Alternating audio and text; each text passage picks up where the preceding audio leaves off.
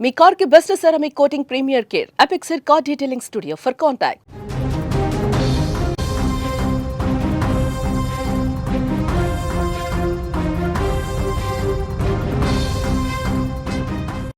ఆంధ్రప్రదేశ్లో గతంలో కొత్త రేషన్ కార్డుల కోసం పిల్లల పేర్లు చేర్చడం కోసం కార్యాలయాల చుట్టూ తిరగాల్సి వచ్చేది. ఇకపై ఆ అవసరం ఎంత మాత్రం లేదు. ఈ ఇబ్బందులను తొలగించడానికి ప్రభుత్వం సచివాలయాల్లో కొత్త వ్యవస్థను తీసుకొచ్చింది. ఇకపై ఎవరైనా సరే ఎప్పుడైనా తమకు కావాల్సిన రేషన్ కార్డు సేవలను పొందొచ్చు. ఇందుకోసం ప్రభుత్వం సచివాలయాల్లో ఒక కొత్త వ్యవస్థను ఏర్పాటు చేసింది. ఈ వ్యవస్థలో భాగంగా డిజిటల్ సహాయకులకు దరఖాస్తులను స్వీకరించే బాధ్యతను కూడా అప్పగించేశారు. దీనిలో భాగంగా కొత్తగా పెళ్ళైన దంపతులకు రేషన్ కార్డు ప్రక్రియ సులభతరం అయింది. జనవరి నుంచి జూన్ వరకు దరఖాస్తు చేసుకున్న వాళ్ళకి జూలై నెలలో కొత్త రేషన్ కార్డులు ఇచ్చేస్తారు.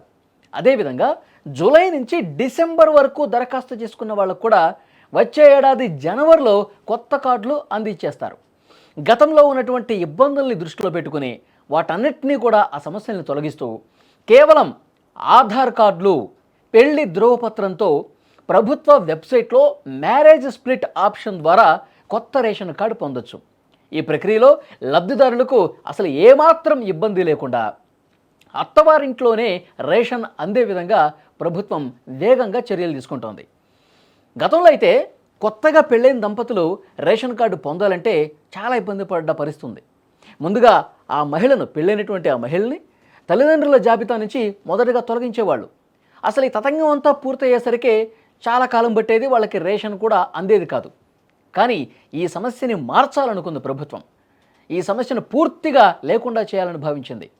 అందుకోసం భార్యాభర్తలు ఇద్దరి ఆధార్ కార్డులు, భర్త పాత రేషన్ కార్డు, పెళ్లి ధ్రువపత్రం తీసుకుని వెళ్తే చాలు. ఇవి తీసుకుని వెళ్తే ప్రభుత్వ వెబ్సైట్లో మ్యారేజ్ స్ప్లిట్ అని ఒక ఆప్షన్ ఉంటుంది.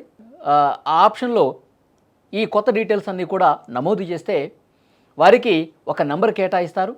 దాని ఆధారంగా ఈ కేవైసీ ప్రక్రియ కూడా పూర్తి చేస్తారు.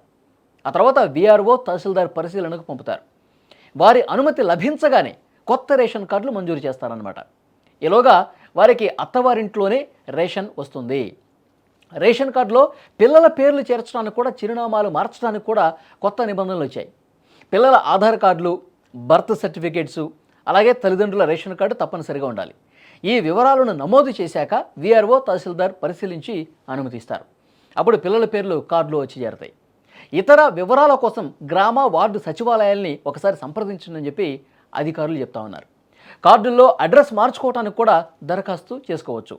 కాబట్టి ఈ కొత్తగా వచ్చినటువంటి ఈ చర్యల ద్వారా వేగంగా రోజుల వ్యవధిలోనే రేషన్ కార్డులు అనేవి కూడా కొత్తవి రేషన్ కార్డులు వస్తాయి.